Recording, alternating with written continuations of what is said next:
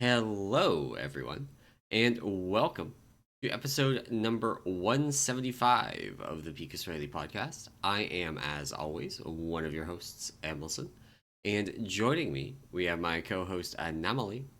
Hello. And this week, we got, well, more Mistweaver changes, as well as some Blizzcon news and more raid testing, and also an extra raid buff to think about for next year. Yes, raid buffs are back. Well, they've been back, but now there's even more of them. I know, I love it. I love that we're just getting more and more and more. So, Um, but yeah, before we get into all that, how was your raid week? raid week was good actually. It took a little bit longer. I think we were in like a 3-ish hour clear this week. Wasn't the quickest, but no, we got through everything. Had our new healer trial come in for most of that, which was fun. Quick Nelth, and we had 3 wipes to Sark, so quick-ish, quick-ish Sark progression. So yeah, no, it wasn't too bad. So it was nice, easy raid week. Got another Rashox, which was fun. Saw, I think, our final monk class trinket, whatever that one's called, before I get Neltharian's one. called whatever they, yeah. Yeah, the Nels call. So I went to our warlock, so hopefully I get the next one, which would be really dope. But yeah, no, other than that, was a nice, easy raid week. Was pretty chill. And just sort of got through it all. It was super uneventful, I'll say, Nice, in nice. all things considered. So, Uh, how was yours? How was yours? the opposite. Oh, okay, not good. All right. Yeah. So we took like an hour and a half to kill Neltharion, and then 2 hours to kill Sarkareth, and I went and one shot a couple of other bosses just because we had 30 minutes left in raid. But Mhm. we are going back in tonight to knock out the other half of the raid.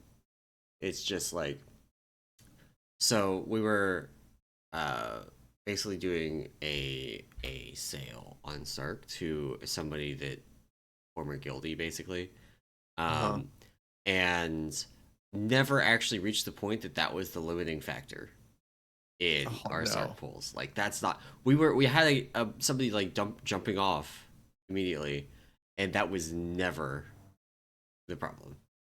Yeah. Um, we had a healer out, one of the healers that we had used on Sarkareth and on Neltharion, so there was a little bit of like adjusting healing CDs that was Mhm. happening, which contributed to some degree, but there was just also a lot of really silly, like, oops, I walked into a hole kind of deaths. Yeah. And yeah, that was kind of frustrating. Um, but yeah, we're gonna go back in tonight and knock out the rest of it.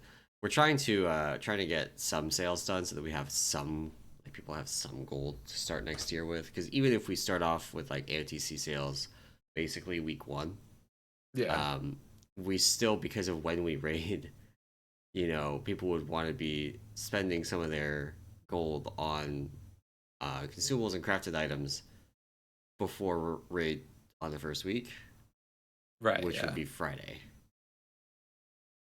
Gotcha. Yeah. Yeah. Yeah. So yeah, that's what we're actually. It's funny. We're actually starting. We just posted or updated our website and like posted sale stuff for, I think, starting next week. So Yeah. um, yeah, we're also getting into that, which is always I hate. Like, I understand the nature of sales. I absolutely hate doing them though. It's just like I just want to get in and get out and be done with it. Like, I don't want to have Yeah. to deal with a buyer. So but no, that's, I mean, it sucks that it took a while, but glad you're getting into the sales, man. That's awesome. A little Yeah. gold for the So coffers. yeah. Um, But yeah. and funny, I think we are still living off our, I think it's our BFA gold. We sold so many mounts in BFA, Oh yeah. like We like sold that. Sylvanas mounts as well. And so we're still on, our guild bank still is on like Sylvanas gold. Yeah, yeah. We Um used to do it. We did so many sales back then. Like, it's super early. Like, we got lucky in that we cleared that instance pretty quick. So We didn't do too many Sylvanas sales, and we did like a handful of Jailer sales, um, but nothing too crazy. So Yeah. definitely season 4 we did some Jailer sales though, because literally you could like delete, what was it, phase 3 just wasn't a phase. Phase 3 and Phase 4 just didn't exist. Yeah. It just did Phase exist 2 barely in existed. Phase 2 is more of a speed bump, and you just had to be careful not to push at a point that it was going to instantly wipe you. exactly. So yeah, no. Um, but cool. No, it's, I mean, hopefully you go back in there, get it done quick, wrap it up early. So Yeah. I will say, other progression that I'm doing, just so everybody loves, Wrath Classic, had a 1% wipe to a new heroic last night, Oof. or I mean on Friday night, um, which sucked. It would have been, I think, the guild's first kill. They were like super hyped about it.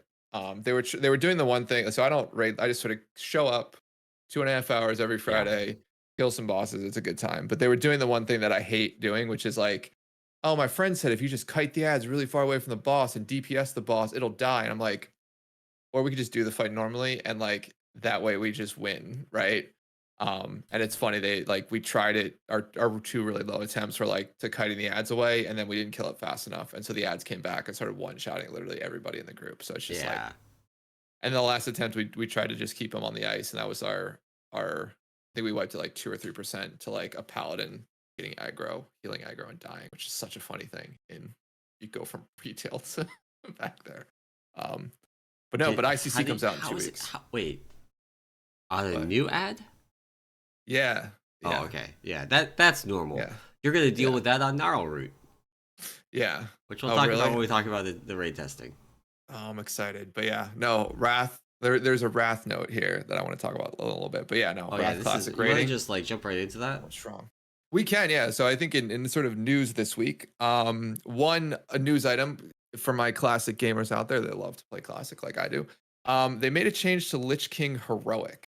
And so what they've done is essentially the boss, Lich King, now takes reduced damage, not only the boss, but Raging Spirits and Vile Spirits, which are adds during the final phase of actually they're through most of the Lich King.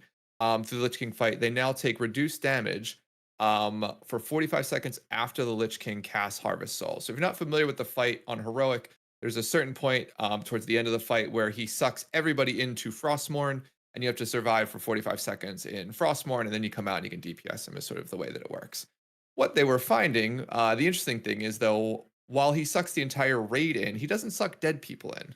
So if you have a class, let's say a shaman, that can Ankh, essentially you can die before he casts Harvest Souls, and then resurrect yourself and DPS the Lich King for 45 seconds with nothing going on. Because there's no damage outside of the Frostmourne phase. So they made that adjustment, and basically now he takes, I think, like 99% reduced damage for 45 seconds after he does it. So you can't use the whole shaman resurrection strat or Or what soul people stoning. were more often doing is warlocks, Yeah, because this yeah, predates the shared combat res timer. hmm, So you can just have all the warlocks soul stone themselves and stand back exactly. up. I think it. No, I think they fixed the out of raid soul stones at this point. I'd have to double check that, because that was another tactic where like you'd have a Yeah. warlock just in the raid, like the 21st player, or 20, or I guess 26th player or 27th player. Yeah. And they just soulstone someone, stay in the raid, but not actually zone in. Yeah. I think they fixed that at this point. But yeah, interesting. It's funny. They in the note they're basically like, look, this is a change from the original fight. However, if this was more prevalent during the original fight, we probably would have made this change anyway at the time, because this Yeah. is totally unintended. Or done something like, N'Zoth, they had the same thing go on with the Mhm. mythic phase. You remember Limit doing this, where they just didn't go into the mythic phase and there were no Yeah, mechanics. exactly, And then exactly. Blizzard made the change so the pulsing AoE damage becomes basically a one shot if you don't go into the mythic phase. So you either have to beat the mythic phase and skip it entirely, or you go in and you do it. Yeah, yeah. But no, they're still making changes on classic Wrath, and yeah, ICC comes out, I think, not this Thursday, but next Thursday. It's like October 12th. It goes live, so for that week. So but yeah, heroic or Wrath Wrath of the Lich King news. Always fun to go back, play the game on easy mode, I'll say. Um, cool. So the other big thing that happened this week is we got a ton of BlizzCon news, actually, which is BlizzCon fast approaching. It is scheduled for what, November 2nd and 3rd, I want to say, right? Or Yeah, no, 3rd and third to 4th. fourth. Oh, yeah, That 3rd and 4th weekend. that week. Yeah. Yeah. So BlizzCon's coming up. So Blizzard's released a ton of details. Namely, they gave sort of an overview of the floor plan for the convention center. Large amount of space given up to Overwatch, both the World Cup and Overwatch 2, which I'm assuming the World Cup's mostly the stage, judging by like the Yeah. the faded in overlays. Lots of space to Diablo, which is to be expected. Assuming we'll see like maybe some info on the new Diablo expansion potentially. Although I will say Diablo 4 not doing great out there in the world. Yeah. And then of course equal like sort of a smallish space for the Warcraft I guess area with Hearthstone and Warcraft Rumble basically taking up about quarter of the space each, and then World of Warcraft taking up the other half of that hall. But yeah, it looks interesting. There's a WoW demo listed here. What are they demoing? Would be interesting. We also got some interesting stuff from the WoW Guild Clash. So here, look, this week I didn't put this in our notes just because I don't like really talking about spoilers or like, some things. But I will say offhanded, I think we get 11.0. I think we get the new expansion at least announced at BlizzCon. They could be previewing, you never know. They could be previewing 10.3. I don't think we get a 10.3. I would actually bet money we don't get a 10.3. So I'll say a 10.3 is a content patch. We might get a 10.3 season 4-ish thing. Yeah. Similar to Shadowlands, but I don't think we get a 10.3 new content type patch coming out. I hope we do. Yeah, I hope we do. yeah, I mean, we'll see. We'll see. But no, yeah. So they released the floor plan, and then also they have released the sort of like the in-game goodies thing and take-home swag. So basically, a bunch of stuff around what's actually occurring at BlizzCon came out, including including also things that you'll be able to sort of take home. The like the I guess the backpack they give you for going, all the stuff in there. You get to see some pictures of what's popping out of it. Looks like some Funko Pop like bobblehead things and some other stuff. And then also looks to be some more digital goodies if you can't make it. They don't have a what is they called it, the BlizzCon pass or virtual ticket this year. But it seems like you might be able to just purchase like the digital goodies that come in your physical backpack. Yeah. There's also, so potentially, WoW had made note that this tile on the overall like graphic that so they have this big graphic, right? And there's the end more yet to be revealed in the bottom right corner that has a screenshot of a mount that looks like a variation on the like Jaina mount or season I guess any season, Mythic Plus season mounts from Shadowlands, but with a different model. And they're like, new mount. I'm a little bit more skeptical that that's actually the new mount. Funny enough, it looks like a pet to me. Yeah. Like more than anything. It does have a person standing on the top of it, like the. Oh, like does it? I didn't yeah, know. it I didn't zoom in that close, Yeah. but okay, fair enough. Maybe you get to ride the the pet. like big zoomed in screenshot that they did a real disservice to it because it cuts off the person that's standing on it and makes it look like a battle pet. Yeah, that's funny. But yeah, there's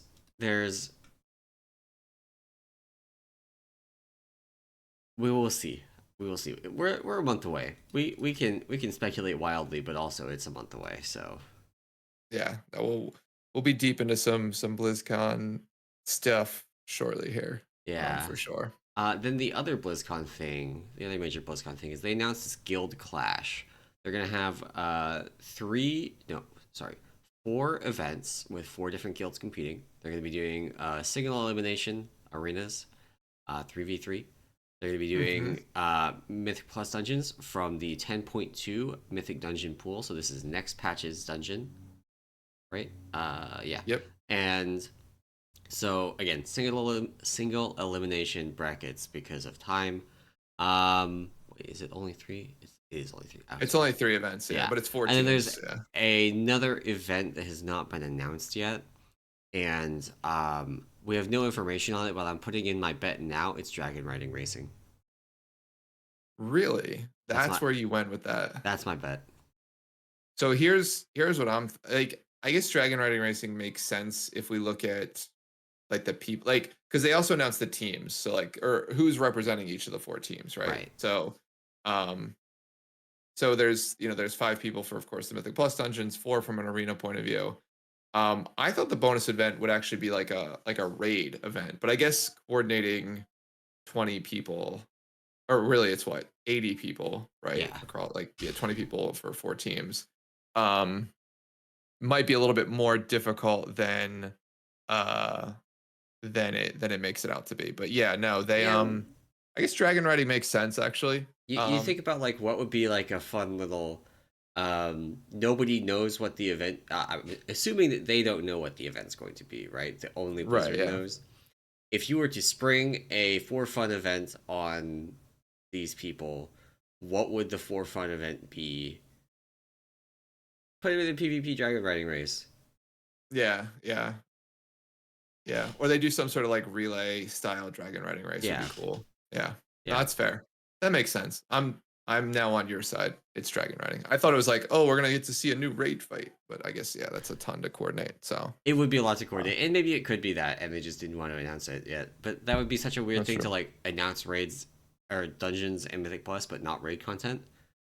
Yeah. Um, the other thing that it could be is that you could be right that we're getting an 11.0 announcement, and that there's some new content thing from that. Ooh, like a new dungeon. Because they already have 5 people there, right? Yeah, or yeah, just something, some new content thing from the new expansion, and they put them in that, and they're like, have fun, but that relies on 11.0 being playable, That's true. which is Yeah, or have it further enough along you have like a piece of content, like a yeah, yeah, yeah.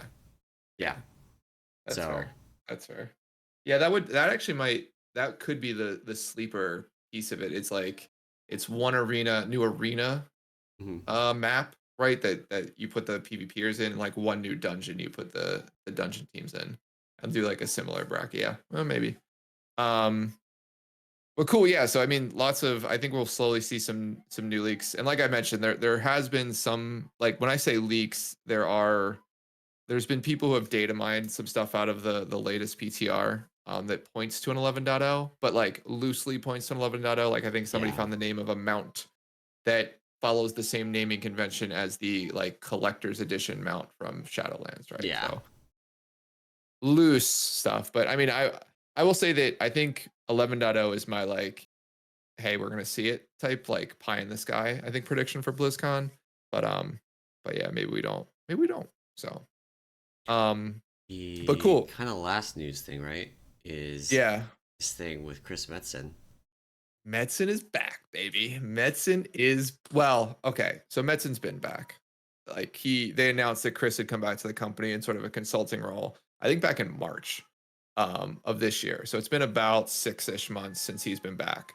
But they did then, Warcraft tweeted out that Chris Metzen has been given the role of full-time executive creative director of the Warcraft universe, which I think, to be fair, puts him back in the same position he has before he retired, or he sort of left Blizzard last time. So I so they think brought him out previously, of retirement, basically. yeah, yeah, and I will say that, like, I for one extremely happy about this. They say the Warcraft universe, so I think a lot of people are like, oh, it's only WoW, but I think he'll probably have his hands in the way Probably that, Warcraft Rumble and yeah, Hearthstone and all of that.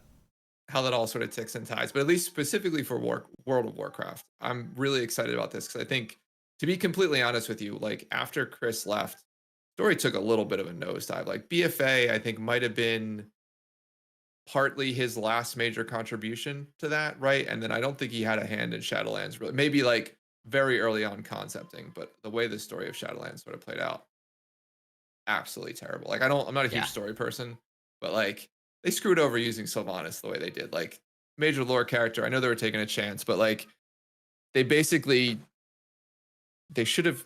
I'll stand by this. They should have basically got rid of her, like killed her off. Like that would have been the most poetic way to end that, because like the way they do it is it's sort of everything's a redemption arc, and it's just that's annoying, right? But no, Chris back, hopefully directing story and a lot of the creative stuff that happens. Maybe has a huge hand in 11.0 that we see in a month when it gets announced at BlizzCon. Hopefully, maybe. Wowhead. But no, Literally, as we were, I guess maybe not literally as we were talking, but there's a big speculation post about 11.0 on Wowhead now. oh really? From the stuff you're talking about with the mount and some of the other stuff, like reading a lot into the name of the mount. A lot. Okay, going deep, going deep. Yeah, I don't. So that type of speculation, little too much for me. But yeah, no. This Chris announcement I think is really cool. I think he's him, and it'd be great to get what's his name, Jeff back. Some of the original like classic WoW guys back in and directing some stuff. Because I'll say that like I'm having a blast in Wrath, and I think it's primarily because I think we've talked about this. Like the game just is rating is 100% easier. Like I'll never Yeah. like it is a joke, the mechanical difficulty, and maybe ICC becomes a step up. Well, I generally believe ICC like is probably closer to modern raids than anything else we've had. But So I've been working on Wipefest stuff this week, like fight, like all the mechanic insights and stuff that we put on Wipefest, and some of them yes, some of them yes, but that's the case every tier, right? Like TOC is a lot more involved than Nax, and yeah, Ulduar was a big step up from Nax, but that's not saying very much because Nax is like not very complicated. like a 25-man dungeon. Yeah, and I would I honestly guess say 40-man dungeon. TOC is kind of a step down from some of the Ulduar encounters, but then like I think ICC, from what I've seen so far, ICC goes back up. ICC goes back up. So Yeah, yeah. So we'll see what Chris has in store for us, particularly for whatever the next piece of content comes out that he's had his hand in. I'm assuming 11.0 was pretty much well in hand before this, and maybe that's what he's been working on for the past 6 months. But we probably don't see a lot of what an announcement like this is typically like maybe a late 11.x patch, and then definitely they make a 12.0. 12.0 will be him. So, but yeah, I'm excited. I'm excited. So, um, I guess that's it for news this week. We can yeah, sort of now we just a get little all the tuning. all the tuning. So, Blizzard has not slowed down in making changes across the board. So I guess we can jump in maybe to the monk stuff first, and then I did want to Yeah, spend a little bit of time on there's a hunter change. While we're not really talking about hunter as much, it's interesting. And we'll go from there. So from a monk point of view, we've gotten a bunch of changes to both Mistweaver and Windwalker.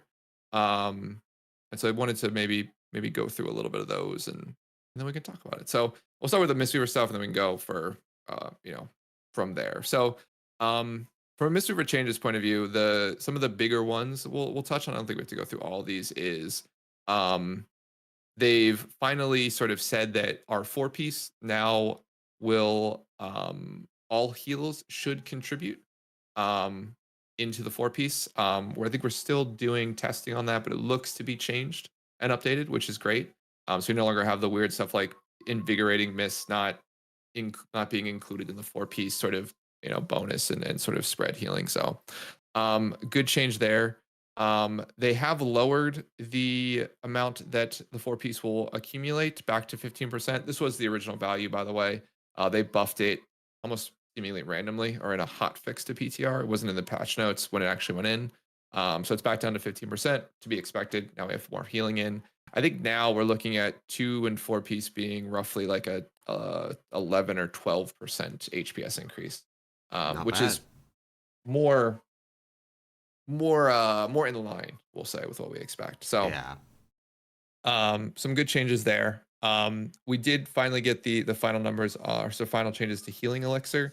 So healing elixir, will now restore 20% of your max health, was 15%, and now automatically triggers at 40% health versus 35. This essentially turns Healing Elixir into a passive sort of heal whenever you drop below 40%. They did put in that Healing Elixir now additionally heals if excess Healing Elixirs are generated. So it has two charges. And essentially, I guess what this means is that whenever it rolls over, it doesn't get a third charge, just triggers essentially Yeah, random this healing. is how like Gift of the Ox works. If you so there's a 5 orb cap on Gift of the Ox for Brewmasters, and if you generate a Mhm. 6th orb, your oldest orb gets consumed automatically, regardless of your current position or HP or anything like that. And that 6th orb might, overheal a bunch, but at least it tried, Yeah, exactly. and that's kind of what you're Exactly. getting here. Yeah. Yeah. So, nice little change. It means that the healing elixir doesn't get wasted, continually generating stacks, and then triggers at a little bit higher health, which is nice. Um, then we get into the expel harm changes, and sort of maybe we'll spend a little bit of time here with expel harm. So, they have lowered the base mana cost. Was 3%. They basically almost over halved it. It went to 1.4% base mana. Its healing was increased by 550%, Yeah. which is a lot. Yep.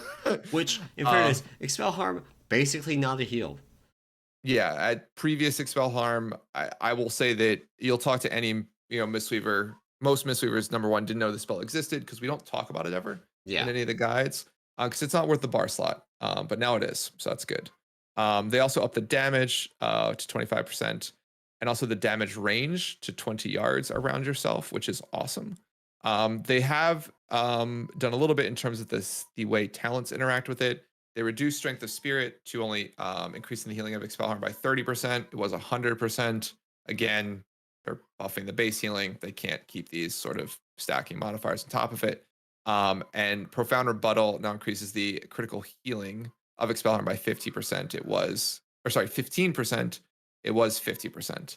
And so that's also come down. So in general, the talent modifiers have lowered sort of in turn by the base of expel harm being increased. So the only one of these changes to the Impact Brewmaster that we know of, and like we've tested these, is the range increase, which is relevant. You can accidentally pull with this now, but also you shouldn't be casting Expel Harm before a pull. So, Yeah, yeah, um, yeah. yeah, the range increase is just on the base spell. The Hmm. other changes, like Brewmaster Strength of Spirit, still 100% increase, which is good. That's a key part of the current tuning of Brewmaster, and they would need to do something if that got changed. Exactly, exactly. So no, so solid changes here. Basically, what this does is, I mean, expel harm right now is almost healing, I think, entire health bars when you hit it. Particularly if you crit and you have some healing amps on yourself. If you play it right, Yeah. it's almost like a lay on hands, which is really nice. So we'll see. The button is now worth pressing, I'll say, and it's potentially even worth pressing to game the system a little bit. Like if you Oh. are going into your ramp, um, and you drop your 4-piece bonus on yourself, you might as well just hit expel harm because that healing goes into it, and it's a free amount of healing that then gets distributed to all of your other, chi harmony targets. So, So this is no, I kind of think like it's the Transcendence tech with your Yulon ramp, where you could Transcendence and then get your free Vivifies on yourself, even if you didn't need it. exactly, yeah, like a minor mana saving, not minor. I guess it was a fair amount of mana you could save there. Yeah, using like the escape from reality tech. Yeah. Yeah, to port right before your ramp. So no, I mean I think it is now a button you want to press. It is a solid heal in terms of like it's only targetable on yourself. It's only usable on yourself, but it's a nice way to provide an instant cast heal essentially. It is still on the GCD, which I think Yeah. some people dislike. Um, I've played around it a little bit. To be fair, it just feels weird hitting the button versus it being on the GCD. But no, it's now a button you'll want to put on your bars, and sort of you can pair it with healing elixirs now and some of the other defensive that we have. So you have a nice little short cooldown heal. I think it's like what 20-second cooldown, 15-second cooldown, something like that. Brewmaster's got a 6-second cooldown. Get on our level. I know it's not that. That'd be a little much at 6 seconds. I So for reference, on there's a damage portion of this too. Like a portion of the damage that you do or the healing that you do is done as nature damage to an enemy. So the range change to that will be nice because it's currently pretty short range. Um, Hmm. but like on my Kazara last Friday, it did almost 600 DPS, which is not nothing. It's No, it's not still some. nothing. But that's it Yeah, only hit one time. that's not too bad then. Yeah, yeah. I mean, this will be a it'll be a nice even damage boost in you know Mythic Plus or those even in raids. To be fair, as you sort of use it. So no, it's a good change. I think it makes 100% makes the spell usable, pressable. We'll probably see some tuning to the healing, but hopefully not that much because I mean the really crazy numbers that we're seeing are sort of stacking a bunch of amps together. So there's not Yeah, it's not like you hit the button whenever and you heal yourself to full. It's like you have to stack some healing amps on yourself and then like yeah, enveloping and the chi harmony stuff like that. So, but in any event, it's now a solid button to press. I think it's a really good change. I still, I think it's a good change now when coupled with what they did to healing elixir. Healing elixir now serves sort of a more passive component of healing, and now you have an active one in expel harm, which is good. So one thing to know, which I think is interesting. So the Strength of Spirit and Profound Rebuttal changes are again Mistweaver only, like you mentioned. They don't affect Brewmaster.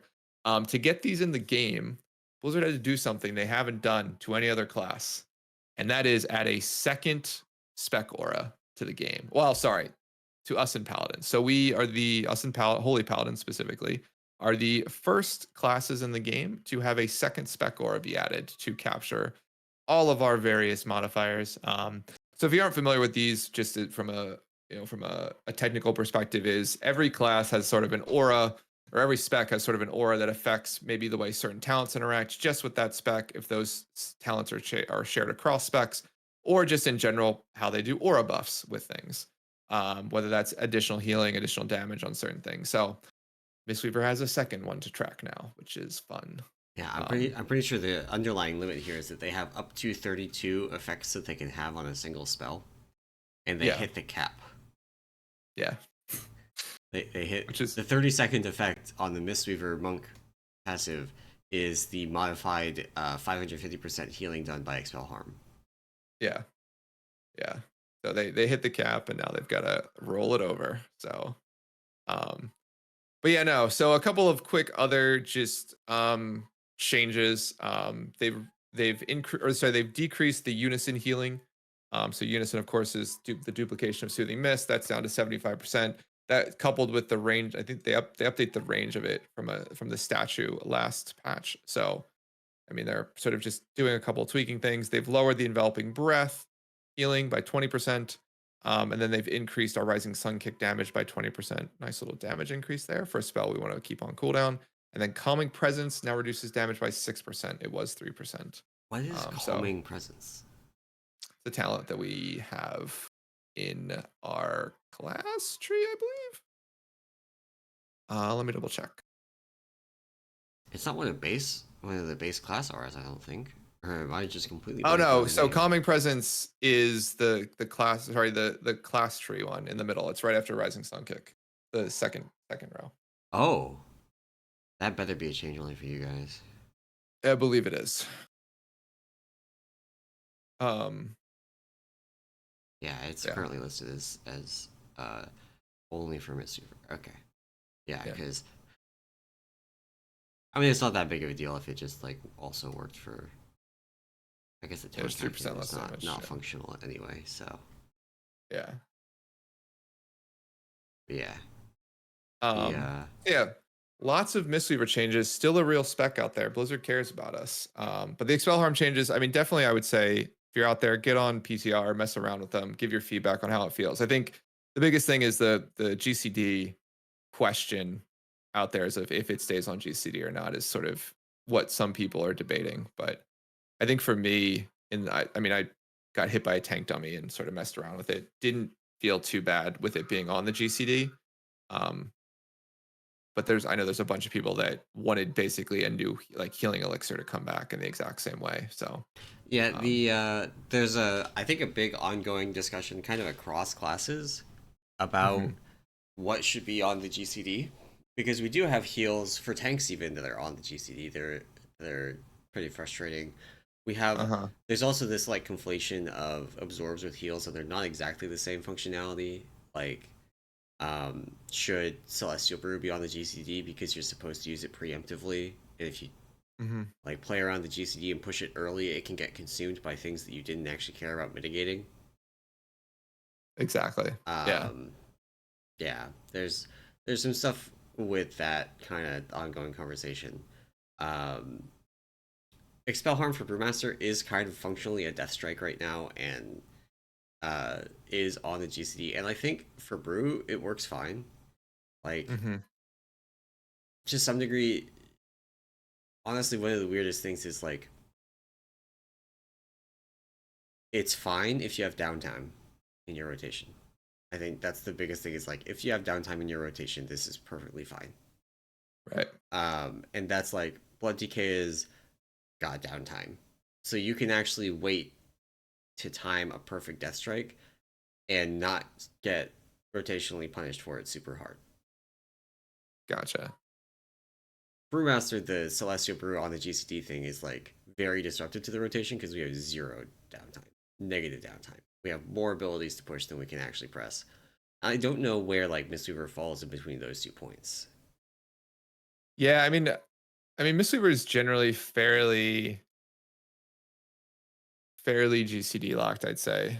Um in terms of like we always will want to hit something, right? Like I think in general, like there's always an important button that we can hit. Yeah, Um, however, yeah, I mean in general, I don't think at least for our version of Expel Harm, I, yeah, I mean I guess there is that idea of like it being off GCD is just nice in terms of like you can heal someone else and hit it, without yeah, having to wait that 1.5 second. Although to be fair, you're already probably casting a Vivify into someone, so you want that to land first, and then you're gonna hit yeah, Expel Harm anyway, and that's on the GCD. So yeah, I think at the end of the day, it's just gonna be from my point of view, the people that sort of are the most not upset, I'll say, but have like provided the most feedback around like on or off the GCD are ones that have played a ton with Healing Elixir and just yeah, like the ability to have an off GCD hit whenever heal, yeah. right? To sort of top yourself off. So yeah, definitely a change in that regard. But we'll see what the final breakdown of it is. Um so cool. So then the other changes that came in this week were to monks, at least, were to Windwalker, and they basically have redesigned again the 2 and 4 set bonuses. Um, and so the idea is now, or I guess the change is now for any of the free spinning crane kicks you had or you get from what is it called? I Dance don't of know. Chi, isn't it? Yeah, I don't know. Like anymore, like they changed the tier set names again. So now, if you read the developers note, it talks about Windfoot and Blackout reinforcement. Windfoot got removed. I don't know what Windfoot is. Yeah, I don't know. So, but it seems like the way the changes work is essentially if you're casting spinning crane kick and it's free, you will get the buff, the blackout reinforcement buff, Yeah, which is that buff to your blackout kicks, right?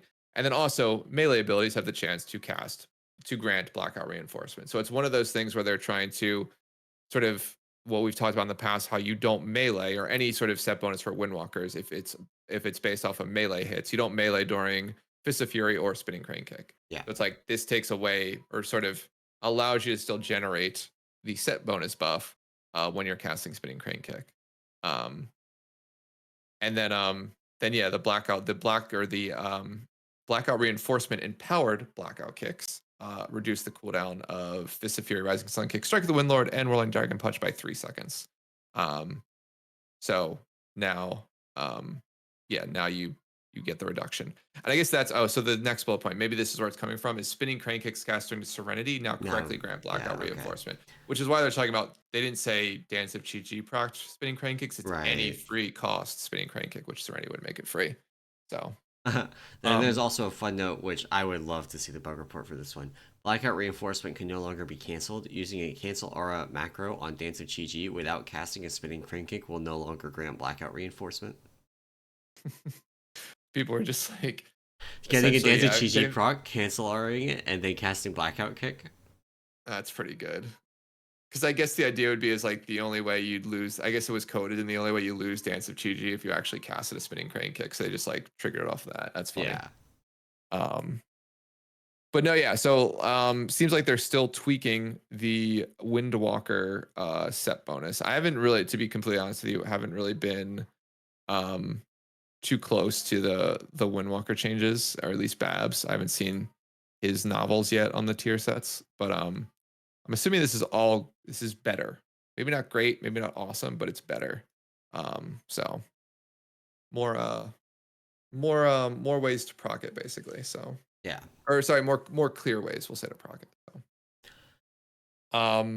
But yeah, speaking of like getting on PTR and testing things, we wait, had we oh, have one more topic. we have one more topic. Did I The miss it? hunter. The Oh hunter. yeah, the Hunter raid buff The also hunter tested on very PTR buff. this week. So Hunter's got a raid buff. Hunter's mark is now 5% increased damage for your raid in the top 20% of the boss's health. So 100 to 80%, 5% increased damage by just anybody in the raid. Yep. Anybody hitting it. There's some ongoing kind of discussion about, do we really need another raid buff? And is this actually worthwhile? Heck yeah, we do. And how does this interact with AoE? Spoiler, not very well. You're limited to one hunter's mark as a hunter, like just one total. Yeah. So if you cast it on the second target, it gets moved. Um, and my stance is mostly that we don't really need another raid buff, but also this one is very uneven in its applicability, right? You think about like Sarkareth, this would have been great because your overall damage carries over. You weren't hitting the breakpoints to force push the boss, so just getting an extra 5% damage in the top 20% is just like 1% overall DPS increase for the raid, and that's pretty good. Mm-hmm. Not like breaking the world, you have to have one, but you know, pretty good. Um, but then you have things like Neltharion where you were holding DPS in phase one. Anyway, yeah. And Yeah. so there you just hold DPS even longer. Right. And you're hitting it even in phase 2 now. Like you hit the damage cap. So like Yeah. even getting that initial part down, it doesn't Yeah. speed up the fight. Yeah, Yeah. and then it's weird too, because then you have fights like Sylvanas where I'd say like it Yeah. would depend on push timings, right? Like it would be if you were trying to push or meet a specific timing, this is a great buff early on to make that timing, right? To lessen Yeah. your time spent in phase one. Yeah. But yeah, that's a very unique boss in that you spend like It ends that at fight doesn't end it. 45%. Yeah, exactly. Instead of 0. So you're still in that 100 to 80% mark longer on a fight like that. You Yeah. know? And I think barring things like that, this is a pretty like forgettable buff. Like you'll be glad to have it. You're not Yeah. uh, again, 1% raid DPS increase. Is it good? Yeah. Yes. Is it like you must have a hunter in your group? Not really. There's a lot of Yeah. like even like obviously world first is a totally different ball game. Not going to talk about that, but like for regular CE rating, you're on like a Rashok or a Magmarax where you're running up against a DPS check, and 1% DPS is Hmm. made up for by just having people stay alive, having people push buttons better, having people get better crits. You know, Right. actually, fun fact. So 1% HP on Sarkareth is 6.6 million, right? Hmm. If you have uh your beacon, it does it does around 700k. Okay, so that's a tenth of your 1%. You can get an extra 0.1% boss HP by just having it crit. Yeah. If you have 6 or 7 people using it, suddenly you're looking at like just an extra like 0.5% to 1% of boss HP from beacon crits.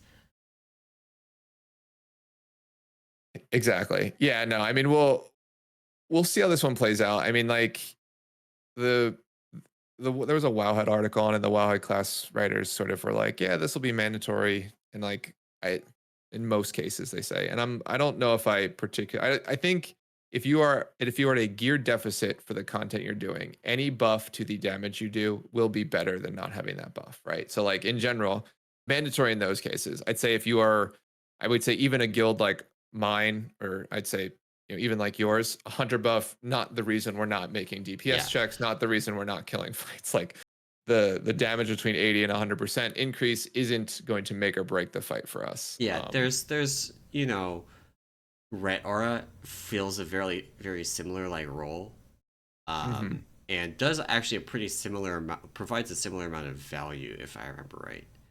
Mhm. It's around 1% if you manage to trigger it on cooldown. Um, but you don't, so. Yeah. Exactly. Exactly. Although Yeah. we are doing stuff now to make sure we trigger it on pull on Sarkareth, because it just We dude, we same do it reason too. as the hunter stuff. Like it's just the damage carries over. It's not very hard or risky to trigger it on pull.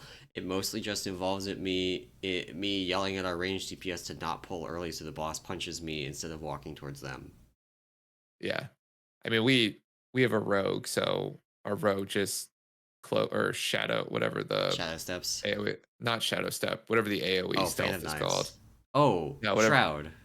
Yeah, shrouds our tank, and our tank backs up into the boss, Yeah.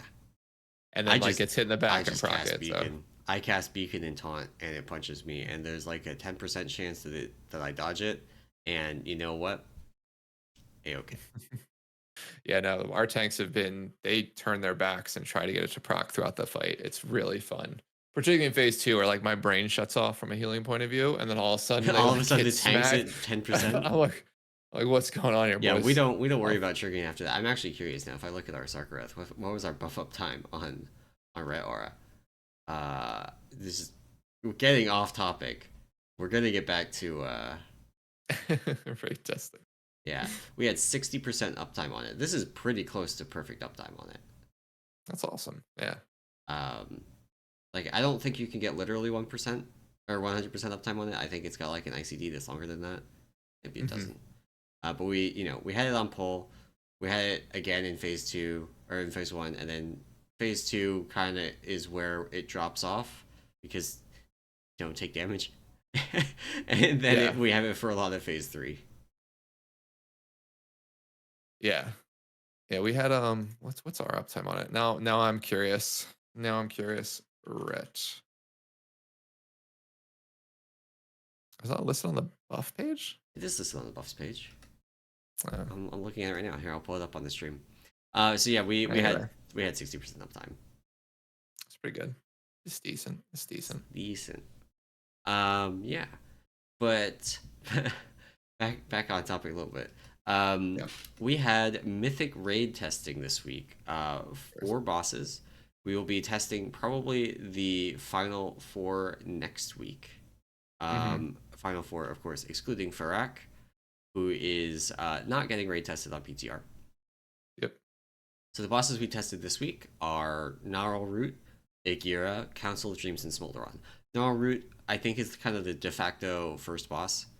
I Okay. don't know the overall structure of this raid. There's like multiple wings and things, and I don't know how exactly it all works out, but Gnarlroot is basically the first boss, and it's fine. I did allude earlier to threat issues, and basically the story with that is like there are lashers that get put out as seedlings, and you burn the seedlings to awaken the lashers, and you have to like stagger it. The kind of core mechanic is you stagger those so that you don't get one shot by the raid damage. The other thing is they on Mythic the lashers move kind of from being a nuisance to being a real threat. So if Oh, you have okay. too many of them active at a time, they have this cast that they do that applies a damage taken debuff and a bleed. And importantly, that cast is ranged. Oh, okay. And the way that these seedlings come out is they kind of like 4 cardinal directions, north, south, east, west from the boss. Not literally, it's like offset at an angle, but like that kind of plus sign pattern or X pattern from the boss, and they'll be coming from often every direction at the same time. Which it poses a real problem for tanks because that means you can't go to a particular, side and be like, oh, I'm going to pick up these ads as they come in, Hmm. because they're coming from everywhere. So you kind of need to be in the middle, picking up threat on them. Except that they can stop and cast before they reach the middle. That'll be And fun. if you haven't gotten to hit them yet as a tank, they're shooting your healers. Yeah. This will be a great. I'm super excited for So this, for it's ads like fights like this. we Yeah. were like, that was not what was killing us. Like, we were mostly working through it, and it was like mostly okay. The number of them that Hmm. actually did stop and cast before they reached the tanks was like not too high. It was frustrating, like getting yelled at by the healers, like, I'm getting shot at, and it's like, Yeah. Yeah. I literally can't help you. I'm sorry. Honestly, the more annoying ones were like the boomkins, because they're like, I'm star falling, and it's like, yep, you are. Have fun tanking. Yeah. Good luck. Those are now your mobs. Yeah, which You isn't own like those. genuinely is a tech that we've used before. Is like Boomkin Starfall Hmm. being like an AOE taunt to gather up a bunch of mobs and bring them to a spot that the tank can actually pick them up. So like that's not Gotcha. totally unheard of. It's like the ranged cast on these that makes that very different, because uh they can get not literally deleted but put in a very dangerous spot by those. But it is a bleed, it's dispellable, it's boppable, so it's like there's ways to deal with it. It doesn't just have to sit there and be a damage amp on people. But like Gotcha. the main mythic change is now there's also treants that spawn with the lashers, and these treants have like a disorient cast that needs to be kicked, and they just like do raid damage and just need to be DPS down, and that's it. There's some other kind of structural changes to the fight. You get more Armageddon soaks in the intermission, which requires you to spread farther, like in more of a uniform circle around the room instead of it being like 4 spots. Um, Hmm.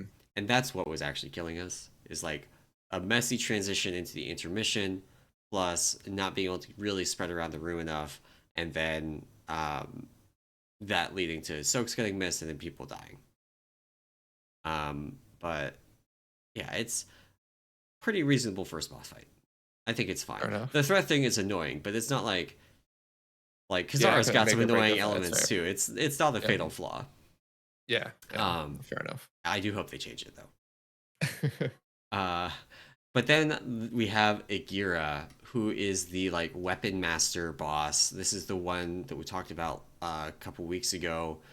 You basically get to choose a mechanic in each phase that you're gonna get.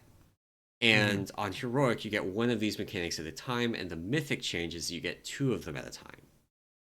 Hmm. So it's whichever one you don't soak, basically, because there's 3 you don't soak, or like you soak one, and the other 2 are the ones you Yeah. get. They did do some fixes, like we had issues with the soaks getting completely covered in swirlies and being unsoakable.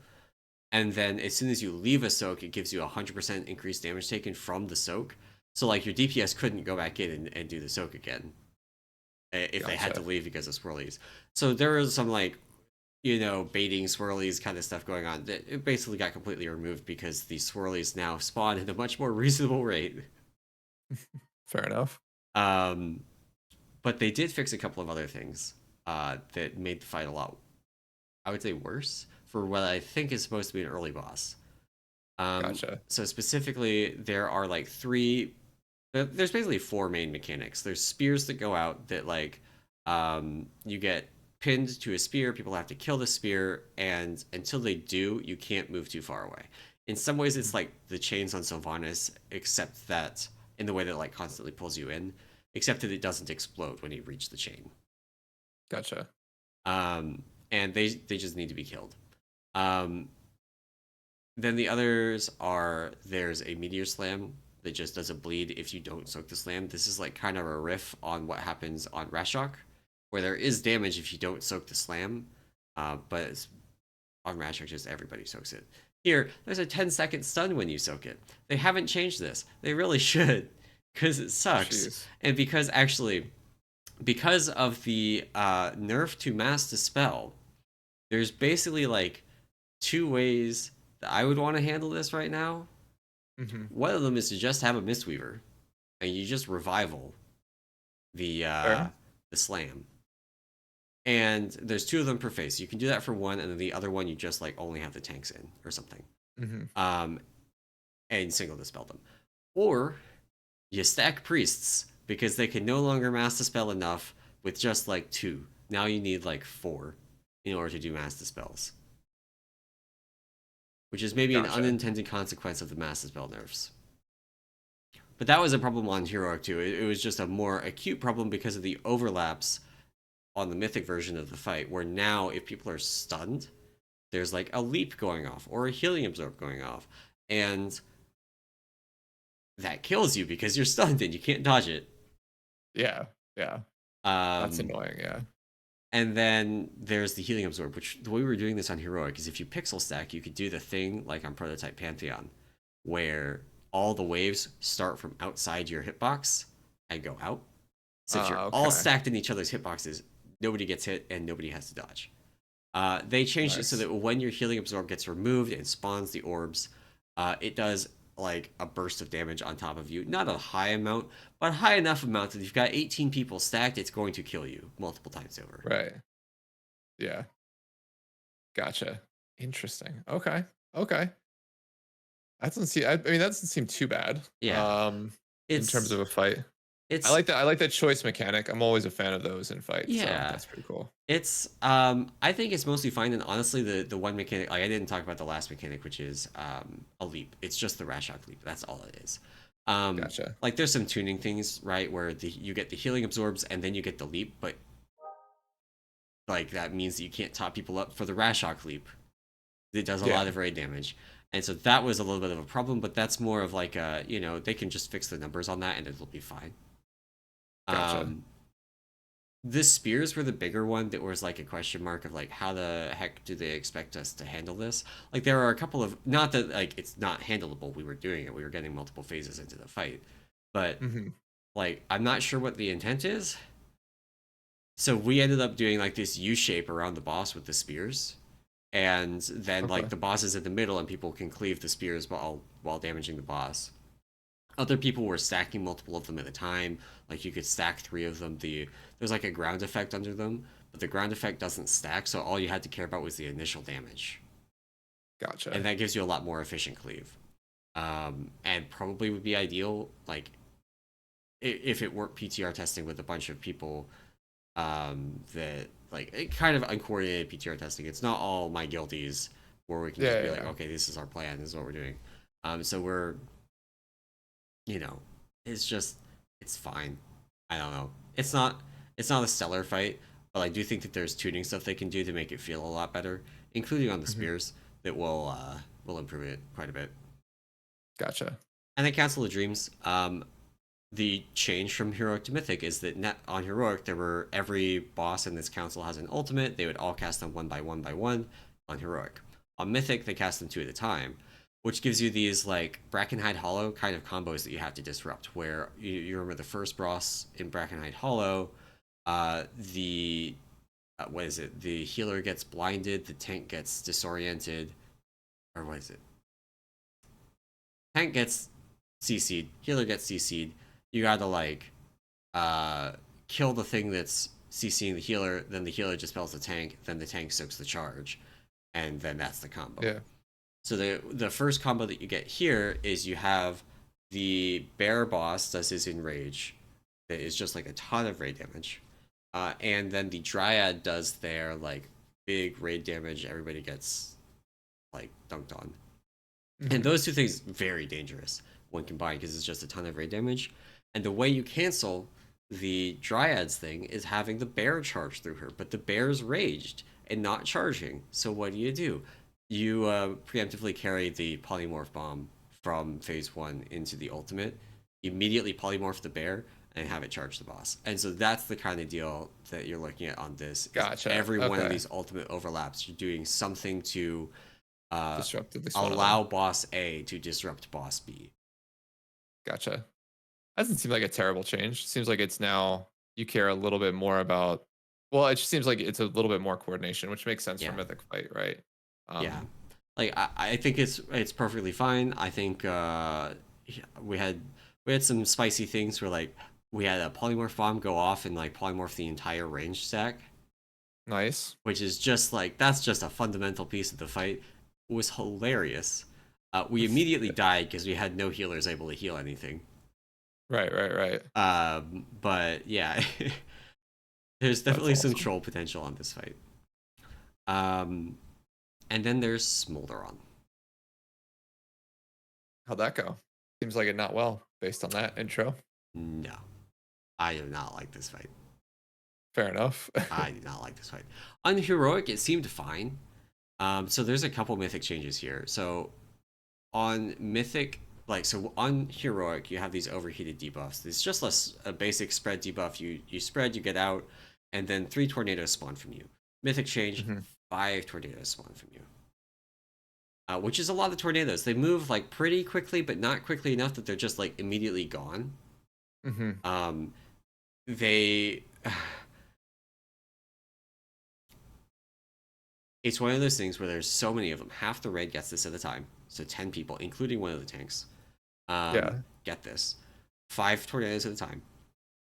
And they're fast enough to be dangerous, but not so fast that they immediately are just like gone from the relevant part of the arena.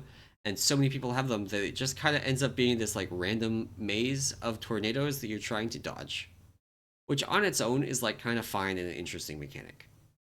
hmm But then kind of this whole boss is you're trying to it's very much like a kill the boss before the hardened rage, and in order to reach the hardened rage you have to play the softened rage area denial mechanic well so that you have space left at the end to reach the hardened rage. Gotcha. um if you're just like YOLO dodging tornadoes, you're not going to play the space mechanic well. The way that these overlap, the tornadoes are still going on Gotcha. with the when the lava puddles spawn, and then the lava puddles spawn actually not on people, so you can't even necessarily be like just kind of be in this general area and it'll be okay. They can spawn around people in a pretty big radius, so it's actually Gotcha. like really difficult to make them spawn in like a consistent small area. And so there's some stuff people were talking about where like maybe it's like supposed to be that the first set you just kind of YOLO it, and the second set your tornado people go back and like stand in the empty spaces left by the previous lava, which, you know, maybe that works. I was Okay. tank privileging my way and just like going and standing in the lava Yeah, yeah, yeah. and Yeah. just like So you don't have to worry just about it. hitting Yeah. AMS and baiting there. So like maybe there's that. The other main mechanic that got added for Mythic is now there are orbs that chase people around, and you can. These are kind of in some ways they're like the Painsmith traps, right? Where you needed to stagger breaking them, or it hmm would just like explode the raid. Same deal here. You need to stagger breaking them, except private aura. And like I actually think in this case, unlike Echo of Neltharion, this is actually a fine use of private auras because you have like a minute to deal with 3. Okay, so it's not too bad. So it's like very reasonable time frame to do this. By the end of raid testing, we were like not 100% success rate on this, but getting it. My main issue is that if you ever mess it up, it's just instantly one shots the raid. Yeah. And this is the third to last boss, so it's not like infeasible for that to be how Yeah, it I mean this way. I mean works. it makes sense for a boss that's late, right? Where you have, particularly if you have a minute to deal with 3 things, like that seems like Yeah, plenty of time to not screw that up. it's just like it sucks to just like one person moves in a half second too soon and just like fight's over. Yeah. Not even like, Yeah. oh, maybe if it happened at a time where there was no other damage going out, we could do it, right?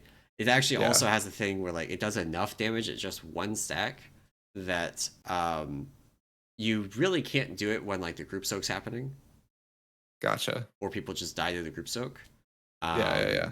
So that was a problem where we had to like you don't have the whole minute just to do this. You have a whole minute to do it while also playing around the other incoming damage. Yeah. So it's like it's doable. The communication, like you have time to communicate, which I think is important for these kind of mechanics. It actually Council of Dreams, the polymorph is also a private aura, hmm and or supposed to be. It's not currently flagged correctly, but supposed to be. Um, and so there's time to communicate, and I think that is okay. Yeah. The Smolderon one has the extra wrinkle that you actually can't see the debuff at all in game, Gotcha. That's annoying. Yeah. but you actually, I think there's some secondary information. Like I think you can see these orbs cast on people in game, So you could do the kind of thing that happens where the Rushing Darkness on Neltharion is a private aura, but because you can see the boss targeting people, you can tell who it goes on and do an automatic assignment week aura. That makes sense. Yeah. So that kind of thing, it's like fine, I guess, as an individual mechanic, but the real core issue of this fight is that the mechanics don't interact in a way that produces a fun encounter. Yeah.